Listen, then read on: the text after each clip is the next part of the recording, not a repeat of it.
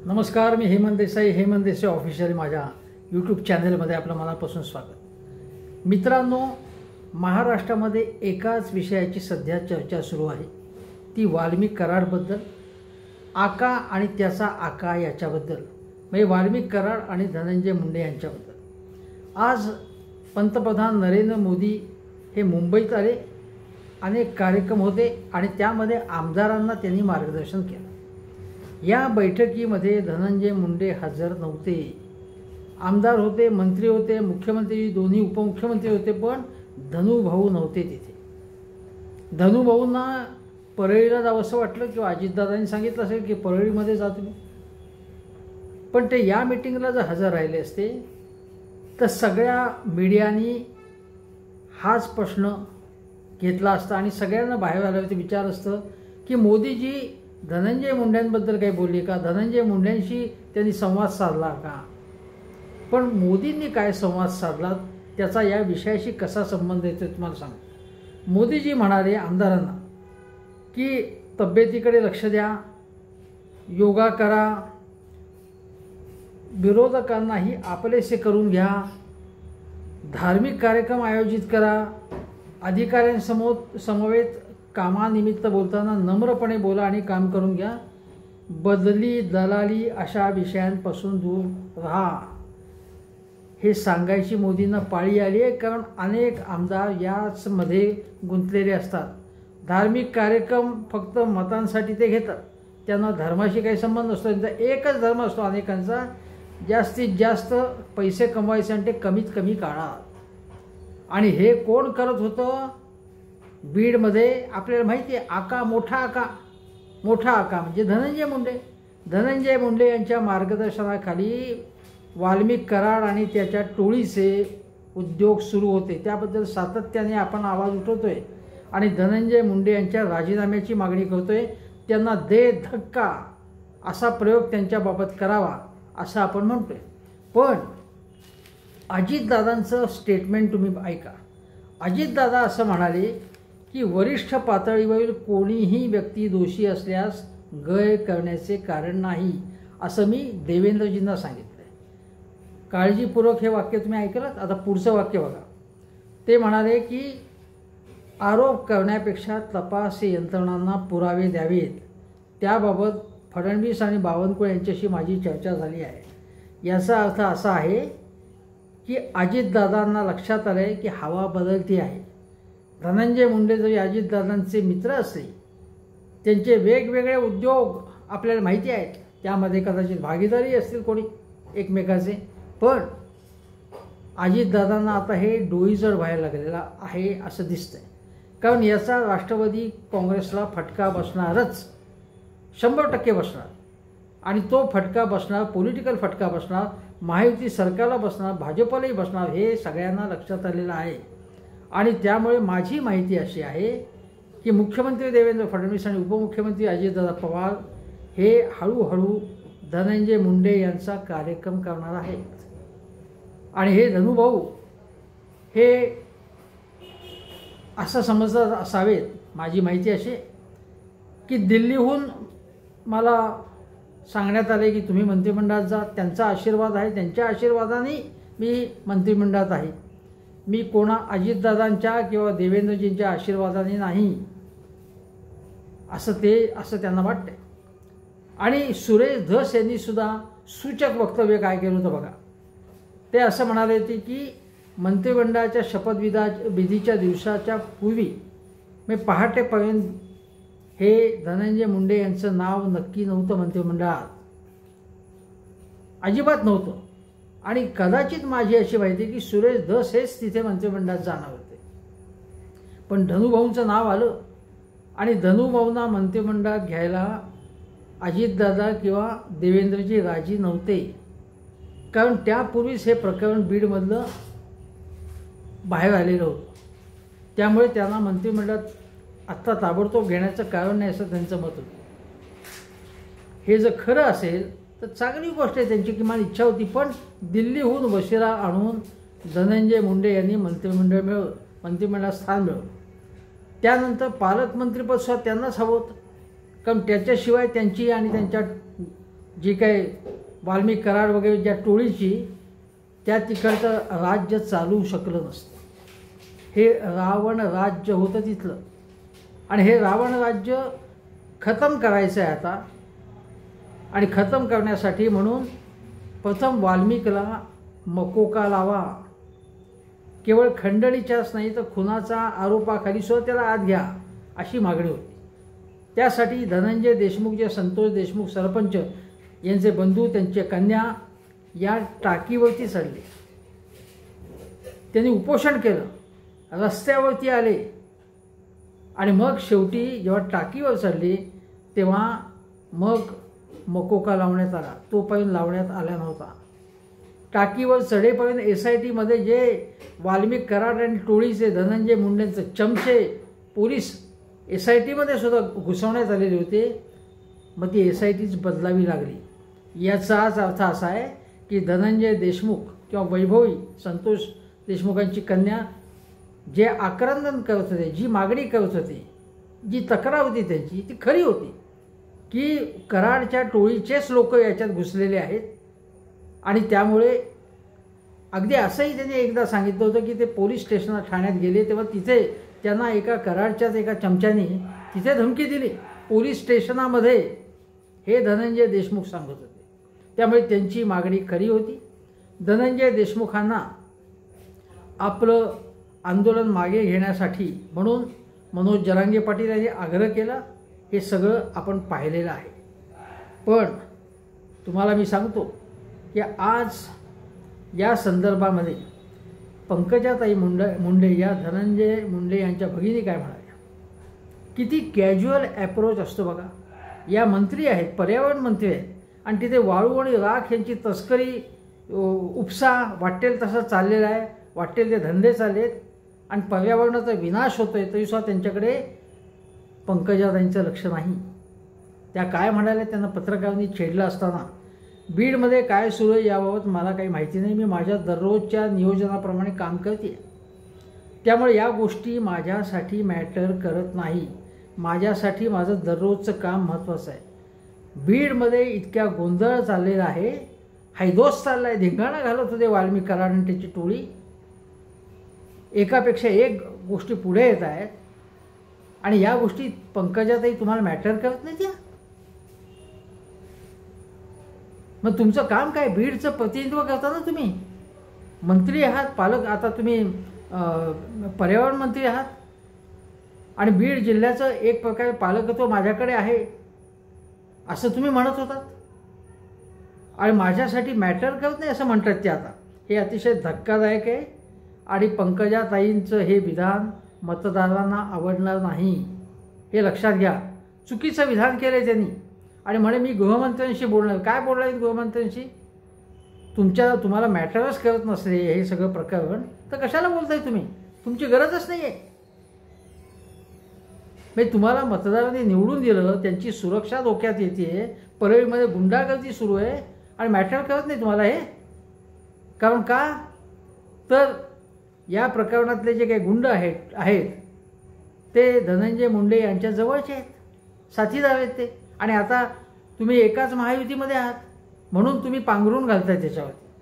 आणि दुसरी गोष्ट, आज ही बातमी तुम्हाला सांगतो मी, म्हणजे आजच्या गोष्टीमध्ये आज जे झाले, मकोका लावण्यात आलेला आहे, पण वाल्मिक कराडसह संतोष देशमुख यांच्या हत्येच्या सगळ्यांच्यावरती मकोका तर लावलेला आहेच, पण 22 जानेवारीपर्यंत त्याला पोलीस कोठडी सुनावण्यात आली आहे.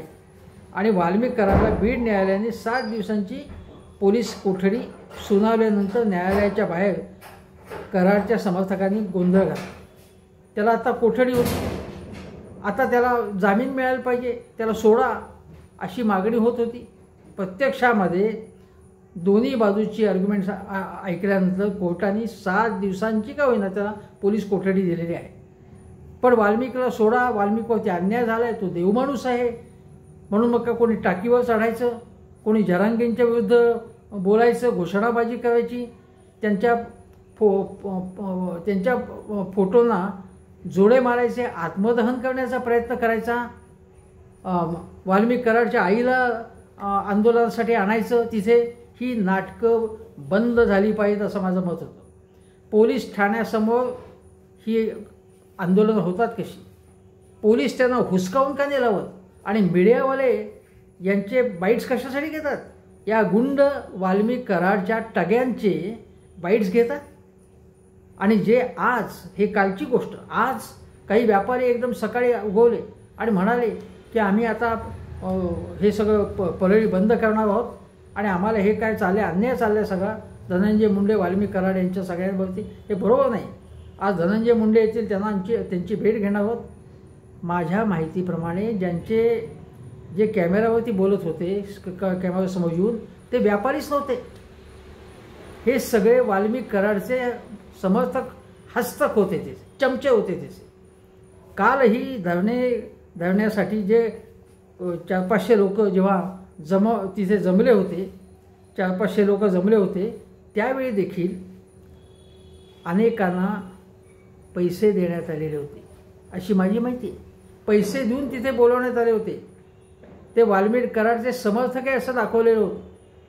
मी असं बाहेरच्या लोकांना दाखवत आहेत की हे घडले, परळीमध्ये सगळं घडतंय आणि संपूर्ण बीड जिल्ह्यातच घडतंय असं नाही. परळीत मुख्यतः या घटना घडत आहेत आणि परळी ही संपूर्णपणे धनंजय मुंडे आणि वाल्मिक कराडच्या बाजूने असं दाखवलं जाते. ते नाही सत्य. परळीमधील सर्वसामान्य जनता सुखात आहे, आनंदात आहे की वाल्मिक कराडच्या मुसक्या आवळल्या आहेत. त्याच्या या सुदर्शन गोले, प्रतीक गोले यांच्या मुंड्या धरून त्यांना आत टाकलेलं आहे. हे लोकांना आवडलेलं आहे, आनंद झाला आहे लोकांना, परमानंद झालेला लोकांना, अतिशय आनंद झालेला आहे. पण दाखवत आहेत कॅमेऱ्यासमोर येऊन हे. आता यापैकी मी तुम्हाला सांगतो की मीडियामधले स्थानिक अनेक जण वार्ताहर आहेत, ते कशाप्रकारे बातम्या देतात. कारण ते सगळे दहशतीत आहेत किंवा अनेक जण गुलाम आहेत, त्यांची या टोळीचे गुलाम आहेत. त्यामुळे खऱ्या बातम्या तिथनं बाहेर येतच नाही आहेत. हे मी तुम्हाला सांगतोय, ती माझी माहिती आहे. मी अनेक लोकांशी बोलत असतो तिथल्या. त्यामुळे भ्रामक चित्र निर्माण केलं जाते. आणि मला तुम्ही सांगा की न्यायालयाच्या बाहेर घोषणाबाजी होत असताना मुसक्या आवळल्या पाहिजे, त्यांच्या गचांडी पकडून आत टाकलं पाहिजे या लोकांना. पोलिसांच्या काठ्या काय करतात? या इथे टगेगिरी करतात न्यायालयाच्या समोर, न्यायालयाचा अपमान करताय तुम्ही आणि पोलीस सहन करतायत, बघायची भूमिका घेत आहेत. पोलिसांनी हे खपून जमूनच जायचं नाही तिकडे. तुम्ही कसं काय जमतात ते तिथे? त्यामुळे हे अत्यंत संतापजनक आहे आणि याचा जेवढा निषेध करावा तेवढा थोडा आहे. टायर जाळतात, रास्ता रोको करतात त्याच्या वाल्मिक कराडच्या गावाला. त्याचं गाव जे आहे तिथे रास्ता रोको. मग हा कोणी काय स्वातंत्र्य सैनिक आहे का? कोणी गांधीवादी आहे? हा वाल्मिक कराड हा गुंड आहे. प्रचंड इस्टेटी आणि प्रॉपर्ट्या केल्यात त्यांनी, हे माहिती बाहेर येते. परदेशी मालमत्ता त्याची आहे असाही संशय आहे. त्यामुळे त्याचा सगळं तपास करायचा, शोध घ्यायचा आहे, त्याच्याशी बोलायचं पोलिसांना, त्याची जबानी घ्यायची आहे. आणि म्हणून पोलीस कोठडी मागण्यात त्याला ती मिळालेली आहे. पण सुरक्षितते इतकी परळी आणि या ठिकाणी परिसरामध्ये एवढी दहशत आहे की त्याला त्या बीडमध्ये हलवावं लागलं तिथे.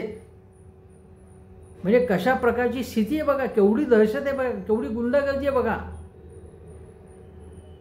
आणि हे अजितदादांना माहितीच नव्हते आत्तापर्यंत हे काय चाललंय तिथे.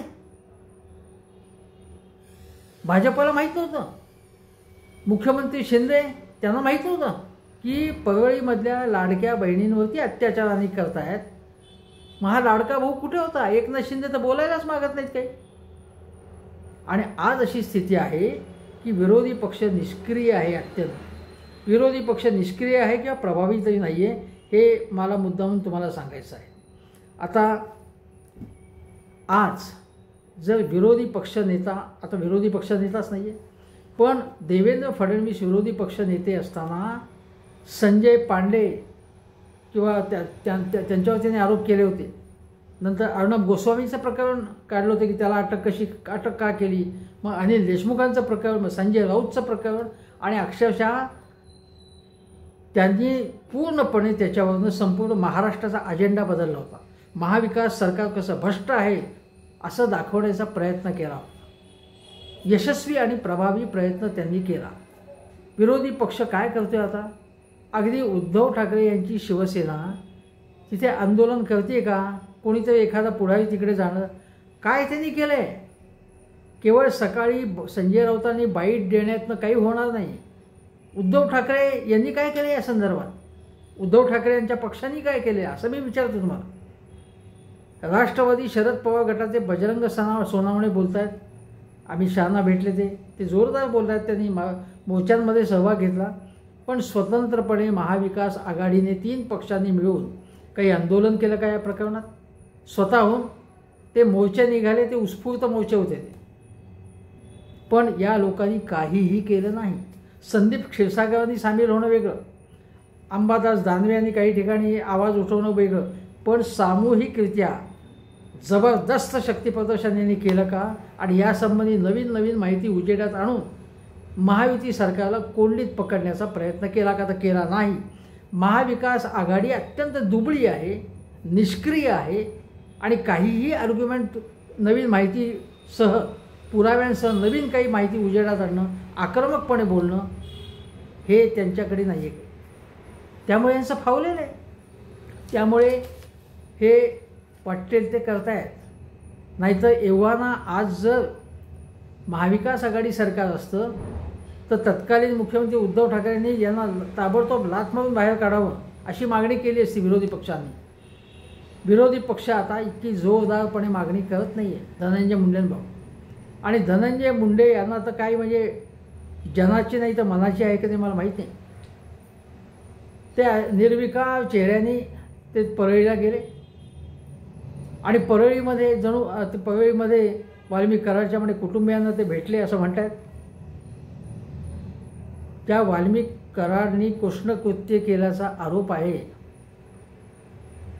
त्याच्या कुटुंबियांना जर हे भेटले असतील तर धक्कादायक आहे गोष्ट. जरी तुमचा तो पित्ते असला, पार्टनर असला, तरी आज तो गंभीर गुन्ह्यामध्ये आरोपी आहे.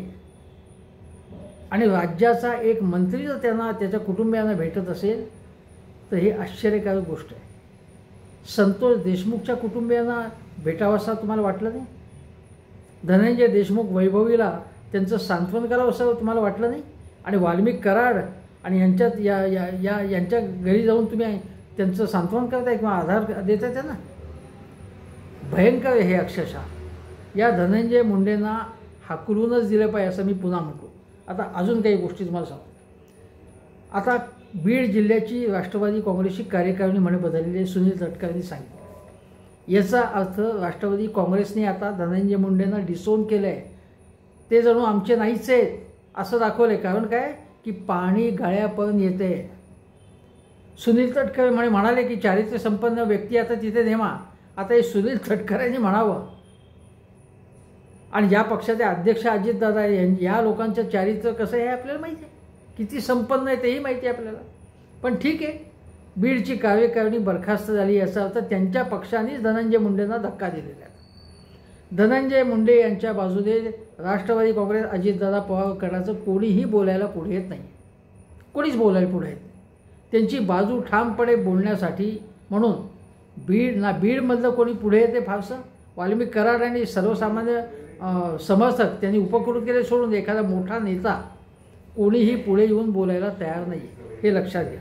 आणि गोष्ट आहे, आणि गोष्ट म्हणजे बघा, जर आज आर्थिक गुन्हे अन्वेषण विभाग जो आहे तो किंवा ईडी हे काय करते?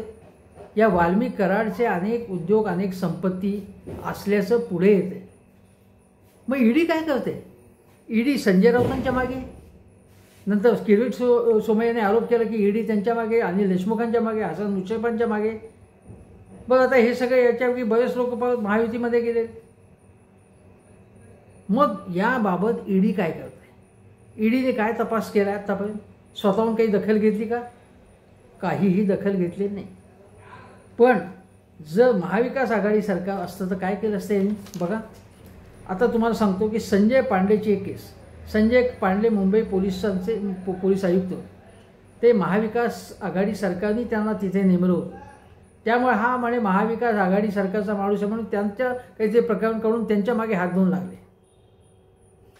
संजय पांडेंच्या ते लागले होते का ते हात धुवून त्यांच्या मागे? काय झालं पुढे त्याचं? काहीही झालं नाही. आता जर तुम्ही याची तुलना केली, कुठलं सरकार? मनमोहन सिंग सरकार. मनमोहन सिंग सरकारच्या काळामध्ये आकाश पाताळ एक केलं होते. आदर्श गुन्हा असेल किंवा आणखीन अनेक भ्रष्टाचाराची प्रकरणं असतील. अक्षरशः देशभर यांनी धिंगाणा घातला होता भाजपवाल्यांनी. अण्णा हजारेनं पुढे केलं होतं या प्रकरणात. आता अण्णा हजारे काही बोलतात याबाबत? वाल्मिक कराडबाबत? नगर म्हणजे रायगड, सिद्धी आणि बीड हे काही फार लांब नाही आहे, पण अण्णा हजारे काही बोलत नाही त्याच्याबद्दल. भ्रष्टाचाराचं काय देशाचं होणार हे सोडून द्या, महाराष्ट्रातल्या भ्रष्टाचाराचं काय होणार हे अण्णा हजारेने काही याबद्दल काही बोलावंसं वाटलं नाही. ठीक आहे, त्यांचं वय झालं म्हणून आता आपण माफ करू त्यांना. पण बीडमध्ये परळीमध्ये दुकानं बंद करायला होता वाल्मिक कराडला मकोका लावल्याबद्दल. मग केवढी दादागिरी बघा. कोर्टासमोर, पोलीस स्टेशनासमोर हे लोक धिंगाणा घालू शकतात अजून. मग हेच जर महाविकास आघाडी सरकारच्या काळात घडलं असतं तर यांनी किती बोंबा ठोकल्या असत्या. देवेंद्र फडणवीसांनी अक्षरशः छाती बडून घेतली असती त्यांनी, आणि राष्ट्रपती राजवट लावा, उद्धव ठाकरेंना हाकलून द्या असं म्हणाले असते. ते सगळ्यांनाच तुरुंगात टाका. काही जण तर म्हणत होते अख्खं मंत्रिमंडळच तुरुंगात गेलं पाहिजे असं हे म्हणत होते महायुती भाजपवाले. मग आता काय म्हणायचं याच्याबद्दल? आता वाल्मिक कराड अचानक उगवला, अचानक मोठा झाला नाही आहे. वाल्मिक कराड एवढ्या जमिनी, एवढे फ्लॅट्स, एवढ्या बिल्डिंगा घेत होता, याच्यामध्ये पार्टनर कोण होता त्यांचा? आणि जर पार्टनर कोणी आका त्यांचा म्हणजे वाल्मिक कराडचा आका म्हणजे धनंजय मुंडे समजा असतील, मला माहीत नाही, तर हे सगळे उद्योग, इतके मोठे उद्योग हे अजितदादांना माहितीच नसतील. आणि जर वाल्मिक कराड बोलायला लागला खरं, समजा त्याला 2-4 फटके लगावून दिले आणि बोलणं भाग पडलं त्याला, तर त्याला बोलणं भाग पडलं तर तो धनंजय मुंडेंचं नाव घेणार आहे का? माहीत नाही मला. तो आणखीन कोणाचं नाव घेणार का? म्हणजे अजितदादा पवारांमधला धनंजय मुंडेंचा आका कोण आहे आपल्याला माहिती आहे? वाल्मिकचा आका धनंजय मुंडे, धनंजय मुंडेंचा आका कोण आहे आपल्याला माहिती आहे? जे एक महाराष्ट्रातला नेता, हा म्हणजे राष्ट्रवादीमधलाच अजितदादा गटातला, या सगळ्या प्रकरणाच्या संदर्भातच मी बोलतोय. नीट कान देऊ नाही का, लक्ष देऊ नाही का? जो म्हणतोय की माझं कोणी काही वाकडं करू शकत नाही, मी शरद पवार नाही गुंडाळलेले आहे, गुंडाळू शकतो. आता अजितदादा आणि देवेंद्र फडणवीस यांची काय विषय आहे माझ्यावर कारवाई करायची किंवा माझ्या पुढे जायची? त्यांची बिशादच नाही आहे. माझे दिल्लीला कॉन्टॅक्ट्स आहेत. मी सगळ्यांच्या म्हणजे फडणवीसांच्या आकांना मी आका हे माझे दोस्त आहेत असं जर कोणी म्हणत असेल आणि म्हणतो आहे अशी माझी माहिती आहे, तर अशा व्यक्तीला वाटेल की आपल्यावरची कारवाईच होऊ शकणार नाही. पण मी तुम्हाला सांगतो माकडीनीच्या गोष्टीसारखी की जोपर्यंत गळ्यापर्यंत येईपर्यंत थांबतात. पण याच्यामुळे काय होणार आहे आता, जसं 2Gमुळे संपूर्ण मनमोहन सिंग सरकारची बदनामी झाली, कॉमनवेल्थ घोटाळ्यामुळे बदनामी झाली, आदर्श घोटाळ्यामुळे बदनामी झाली, त्याचप्रमाणे महाराष्ट्रात सुद्धा तुम्हाला सांगू, महाराष्ट्रात सुद्धा अंतुलेचं सिमेंट प्रकरण झालं. त्याचा फटका हा केवळ अंतुलेंना बसला नाही, काँग्रेस पक्षाची हळूहळू घसरण सुरू झाली. शिवाजीराव निलंगेकर प्रकरण, त्यांच्या मुलीचं मार्क वाढवून घेण्यासंबंधी त्यांना मुख्यमंत्रीपद गमावं लागलं, पण काँग्रेस पक्ष घसरत खाली आला. त्याचप्रमाणे जर आपण बघितलं तर शिवाजीराव निलंगेकरांचं ते प्रकरण झालं, त्यांना 1985 नंतर 86 नंतर काँग्रेसची स्वबळावरती सत्ताच येऊ शकली ते महाराष्ट्रात. याला कारण ही अनेक प्रकरणं जी झाली, सातत्याने होत गेली प्रकरणं, ती प्रकरणं याला जबाबदार आहेत. अगदी शरद पवारांच्या सुद्धा ज्यावेळी वसई विरारमधल्या भूखंडांचं श्रीखंड हे प्रकरण ते काही सिद्ध झालं नाही, पण त्यावेळी छगन भुजबळ जे विरोधी पक्षात होते, शिवसेनेत होते, तेच आरोप करत होते त्या शरद पवारांना पुन्हा मुख्यमंत्रीपद मिळालं, पण काँग्रेसची आणि शरद पवारांची ताकद काँग्रेसमध्ये असतानाची कमी कमी होत गेली. कसं बसं सरकार आलं आणि युतीचं सरकार 1990-91 झालं असतं. थोडक्यामध्ये काँग्रेस बचाव आणि पुढे 96-95 सालीचं युतीचं सरकार आलं. कशामुळे हे झालं तर ही सगळी प्रकरणं आल्यामुळे काँग्रेसची प्रतिमा धुळीला मिळाली, काँग्रेसची घसरण झाली. युती सरकार जेव्हा होतं 1995 त्यावेळी कृष्णा खोरे प्रकल्प, झुणका भाकर योजना, अनेक भ्रष्टाचाराची प्रकरणं झाली. अण्णा हजारे आरोप करत होते, काही मंत्र्यांना, शोभाताई फडणवीस वगैरेंना, महादेव शिवणकर, मला वाटतं बबन घोलप अशांच्यावरती कारवाई करणं भाग पडलं. आणि मग 1999 साली परत युतीची सत्ता आली नाही. त्यानंतर 15 वर्ष ही काँग्रेस राष्ट्रवादीची सत्ता आली. म्हणजे ही प्रकरणं जी होतात त्याचा काहीही परिणाम होत नाही असं नाही. निवडणुका भले 5 वर्षानंतर असतील, पण या सगळ्या धनंजय मुंडे आणि वाल्मिक कराड प्रकरणाचा स्थानिक स्वराज्य संस्थांवरती फटका पडेल. ग्रामपंचायत निवडणुका, कॉर्पोरेशनच्या निवडणुका, झेडपीच्या निवडणुका याच्यावरती परिणाम होणार हे निश्चित आहे. आणि तो परिणाम कमी व्हावा, आपल्याला कमी फटका बसावा म्हणून अजितदादा आणि देवेंद्र फडणवीस नीट काळ वेळ बघून धनंजय मुंडे यांचा करेक्ट कार्यक्रम करणार आहेत, त्यांना डच्चू देणार आहेत अशी माझी माहिती आहे. असं झालं तर मी दादांचं आणि फडणवीसांचं अभिनंदन करीन. पण मी तर आत्ता गेले काही दिवस म्हणतो की त्यांना तात्काळ दूर करा, त्यांना तात्काळ हाकला तिकडनं, धक्का द्या त्यांना. बघूया आता केव्हा त्यांना दे धक्का होतोय, त्यांच्याबाबत दे धक्काचा प्रयोग होतोय. तुर्तास इथेच थांबतो. नमस्कार.